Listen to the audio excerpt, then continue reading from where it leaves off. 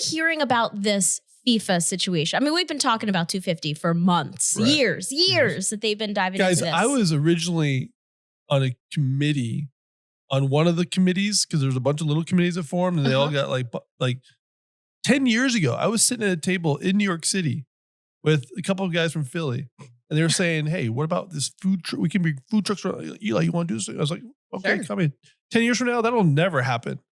Here we are, a decade freaking later, and it's literally on our doorstep. Well, so just a few months ago, they dropped the news that some restaurants could stay open until 4 a.m., knowing that, all the soccer hooligans would want to stay out late. And all we heard immediately was from one or two restaurants that were like, I will not stay open. I don't need to see. I think that was the big caveat. They don't need to stay open, those restaurants. They have a good crowd, but there's plenty of other places that could take the business and extend our scene. New York is open till 4 or later. We have a hard 2. Some other places are like a hard 1, 1:30. It's pretty cool that New York is open that late, to be honest. Like, I was surprised. I don't think much good happens after 2 a.m., but that's just me. I mean, stuff stays open till way later in New York than that, but it's true. Yeah. But we have our inside line here, Dave, who just casually was like, "Oh, guys, I found the list of all the restaurants that have applied. And we're going to share it with our listeners and YouTube subscribers." So tell us more details, because you kind of know exactly what's going on. Yeah. So in order to get this special permit for license, whatever you want to call it, is the owners or the people in the establishment need to take a class on the responsibility of it. And the push is, it's a lot better to do it this way to get the education, do it the correct way through the license process, the insurance, than doing it without insurance, without proper things, and then things going awry. So we have a list, and we're just going to go through a couple of these. All of them, some of them, we'll just start it off. So to get those extra 2 hours of pouring, you have to take courses. You have to. It's a whole other ball. There's a training up to 2 a.m. More training. One thing. But anyway, we're giving people a chance. You have to think too. You have a lot of different countries coming, a lot of different nuances and cultures, where some things are appropriate in some cultures and some things aren't. So and then you're mixing alcohol. So I think with the education process, and it's not the whole city, it's a select few restaurants. I wouldn't say few. This is a pretty long list. Like you said, as an owner or someone who owns multiple restaurants, you have to make the decision: is it right for you? And if you're going to do it, and you do it the right way, like all these restaurants are doing. You gave us a peek at the list ahead of time, and there really is something for everyone out there. I would say that. Let's run it down. All right. 12th Street Restaurants Associates. 1318 Brauhaus and Corporate. So I'm Brauhaus and Schmidt. You can probably guess what, if it's the official names. 1518 Bar and Grill. The Franklin on Rittenhouse. Ballers. Ballers would be a good place to watch it. Black Taxi.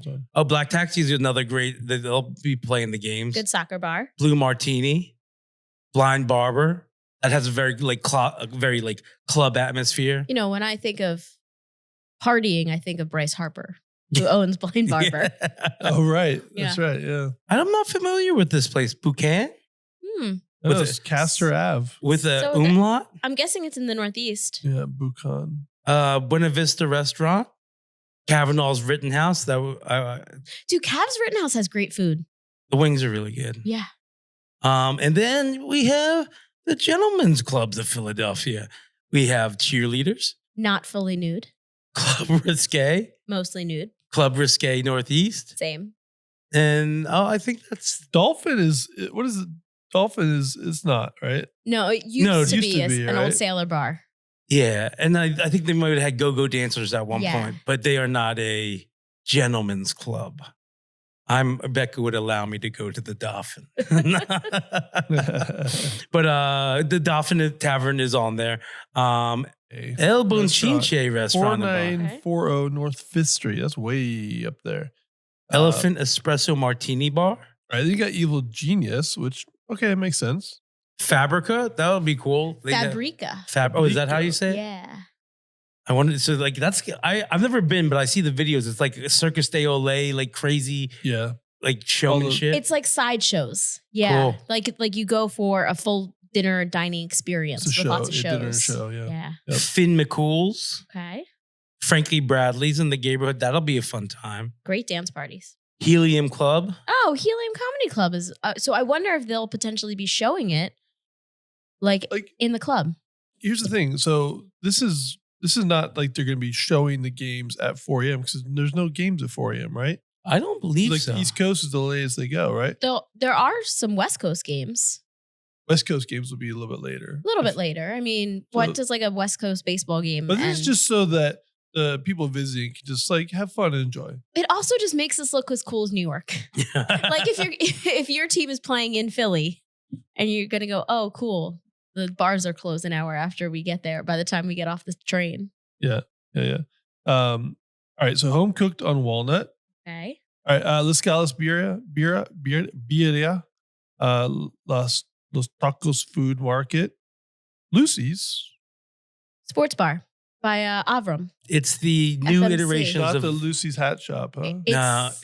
It's the same name. It's but the without new hat take shop. on it. yeah. Oh, really? It'll never Yeah. be the same as Lucy's. No. All right, Marissa, finish the list here. We have Midnight in the Wicked, which is in Center City. Mixed Dough, Mona, Rotten Ralph's, St. Lazarus, Sin City, South Bowl, Stateside. Have you guys ever been to the Stateside actual distillery? Yeah, in Kensington? No. Mm. It's Yeah. right where Perry Stead Dairy is and Pray Tell Wines. Yeah. They're Is all it- in like a block radius. So it's a bar? Like they're open? Yeah, Like as a It's like the equivalent of a brewery, kind of. Yeah. It's a distillery. Yeah. Yeah. Like you drink vodka. The Barbary, another great dance spot. Uptown Beer Garden, Woody's, and Yakitori Boy. I was just at Yakitori Boy this past weekend, and I was talking to my friends over there, and they said they will be showing the games on the screens. So 3 years ago, I went and saw the Super Bowl there, and you can rent out the rooms. And you're in like a room with a big screen, with a larger screen TV. You can get bottle service, beers, like sushi and everything. And like you're in your own little personal room. And then in the main room, they show the game too. Did most people have the doors closed and do your own little party, or did some leave it open? No, I think everybody's doors were shut. At the end, like we lost. So like everyone just kind of like everyone's paying their bill, looking at how all the booths they. All right, guys. I have a question then. Okay, Shoot. I have the list of countries, right? Let's rank the top 3 who we think will have the biggest, rowdiest crowds Yeah. that might enjoy these, right? All right. All right. So we have Cote d'Ivoire, which is Africa, versus Ecuador. We have Brazil versus Haiti. Okay. France versus Iraq. Ooh. That's interesting. Let's see here. Curacao versus Cote d'Ivoire again. Then Croatia versus Ghana. My number one's Brazil. I would say Brazil and Haiti. Brazil and Haiti. Really? Yeah. I think it's going to be the wildest, the rowdiest. I think Croatia, man. Croatia is wild. You ever watch their games? They are wild over there. I mean, they can show up. I just, you got to assume how many people you got to have for that stadium, right? You got to fill it, 60-something thousand? Well, it's 70,000 for Eagles games. Right. And then they added seats. Right. Oh, wait, did they add or take away? It'll be roughly 70. Yeah. But then you have, of course, corporate, will be buying a bunch of these tickets up. I don't know how many, big money, but then I wonder how many from a country like Cote d'Ivoire will be here or Iraq. Eli, I can't figure out who's actually going to be at these games. Yeah. The tickets have been impossible. Like a handful of people I know have actually gotten tickets. I feel like you could apply them if you had the right credit card company. Or I'm kicking myself a little bit because Devin from San Pellegrino, she posted that she had 2 different game tickets for $500 face value to sell. I'm sure she sold them already. I forget which one. It was one of the Cote d'Ivoire games. And then maybe it wasn't one of the larger countries, but were they sweet tickets? Were they San Pellegrino tickets? No, they were lower level though. she just got lottery tickets. Yeah. Yeah. That's cool. But she can't go now. So She was putting them up for sale. But the I think we think, okay, are people going to be traveling from those countries? But you also got to realize a lot. I mean, no matter what country's on here, they have hundreds of thousands up to a million of the people just living in the United States that are from those countries, right?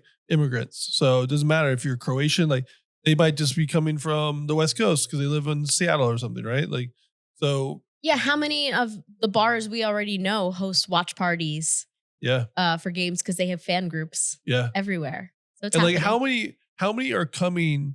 Like even if let's say they can't get into the game, are they just going to come here to like party? I'm starting to see a lot of like Eventbrite things pop up where there's going to be parties at different locations and you can buy a ticket and it includes like food and drink and stuff like that. So I'm assuming that there are people that are renting out venues, throwing parties. And if I was a bar, I would definitely be doing the same thing too. We had Meg Kane who's the head of the Soccer Philadelphia 2026. Okay. And she said that a lot of the fan groups are now starting to rent out the big places as well too. So I know that you can only go to Stateside Live if you have a ticket to the game. So you can't like go down there and hang out and be in the area. Aren't they doing like a whole like fan thing down there? Yes. They're also Do you have to have a ticket to get into the fan thing? You have to have a ticket to go to Stateside Live. I don't know about the fan. Oh, the Fan Fest is also on Lemon Hill. Lemon Hill, yeah. But I thought they were doing something by the stadium too. They might. No. But I have that whole thing about the no tailgating. Then they're going to allow tailgating. I think they're just not talking about it. Yeah, I think what's going to happen if they ban it, people will just hop the fence. But I thought they. I can't keep track. That's what the city needs to get on to. Like they keep on flip flopping things, so it's going to make it harder for people to plan. Also, if we just don't talk about it, then they don't have to say publicly which one. I guess that's. If the news stops making a big deal about it, then we don't have to ask for permission. That's what I like to do. Everyone just go to FDR Park on the weekend. Ask for forgiveness. But I think we'll start seeing a lot of the like bigger venues, the Hard Rocks. I know I didn't want to mention that, but like name me some other like big places that you can rent out. Some big halls, Yards Brewery. I think they'll start having a lot. Oh yeah, they have a huge TV in there. Evil Genius.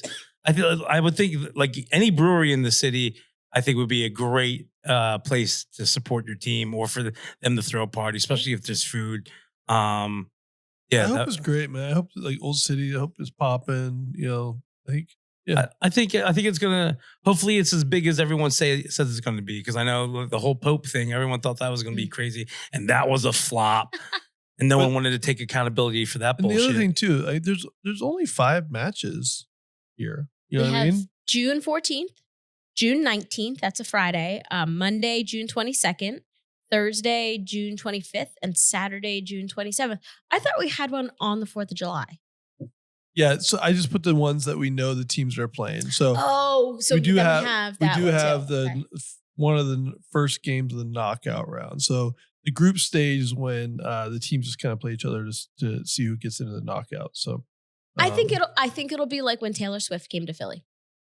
She was here. The city felt it. You knew it was going on. People were hosting parties. Whether you were going to the show or not, a lot of people wanted to be part of it. But it wasn't so intrusive that we couldn't get around. But I think there was a lot of economic boost. Lemon Hill should be a fun time. The rumor is it's just going to be a parade ground and just food trucks upon food trucks. Oh, really? Upon food trucks. Oh, that's cool. I think it's sponsored by Coca-Cola. I heard them call it Philly Coachella. I don't know if that's appealing or not. And they're up in the flash buses because the flash buses are going to be running around. Oh, cool. So you can take that right to Lemon Hill. Like I know if I was coming from out of the city, that's something I would want to go to. Yeah. Like be with other fans, eat a bunch of food. Yeah, that or go to the Reading Terminal in Chinatown. There you go. I try to hit up a Chinatown, whatever city or country I'm in.